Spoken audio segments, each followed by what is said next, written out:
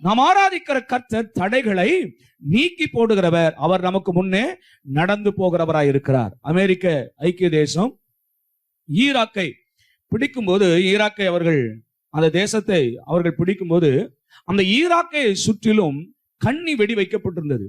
எந்த விதமான பீரங்கியோ இல்லை தரைப்படைகளோ அந்த தேசத்தை முற்றுகையிட்டு பிடித்து விடாதபடிக்கு சுற்றிலும் கண்ணி வெடிகள் வைக்கப்பட்டிருந்தது. எந்த ஒரு ஆர்மி என்ன பண்ண முடியாது, தரைப்படை உள்ளே போக முடியாது. ஏன்னா வான்வழியாய் வேணா என்ன செய்யலாம், தாக்கலாம். ஆனா வான்வழியாய் தாக்குறதுனாலே பரிபூர்ணமான ஜெயம் கிடைத்து விடாது. ஜெயம் என்பது தரை வழியாய் போகிறதான அந்த ஆர்மி போய் அதை என்ன பண்ணணும், பிடித்து அங்கே இவர்கள் தேசத்தை சுதந்திரிக்கணும். அப்படிதான் போக முடியும். ஆனால் சுற்றில் என்ன வைக்கப்பட்டிருந்ததா, கண்ணி வெடி வைக்கப்பட்டிருந்தது.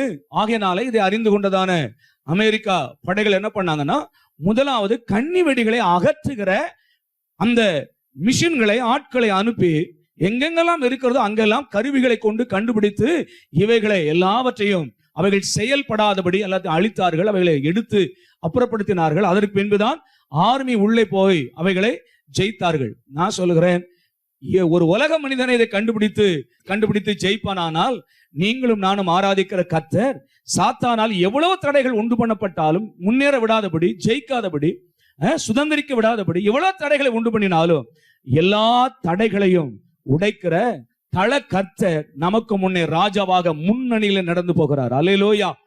நம்மை முன்னால அனுப்பிட்டு பின்னால வருகிறவர் அல்ல, அவர் நமக்கு முன்னே போகிறார். அவன் சொல்லுவான், அவர் எல்லா தடைகளையும் உடைக்கிறவர். ஆமென்.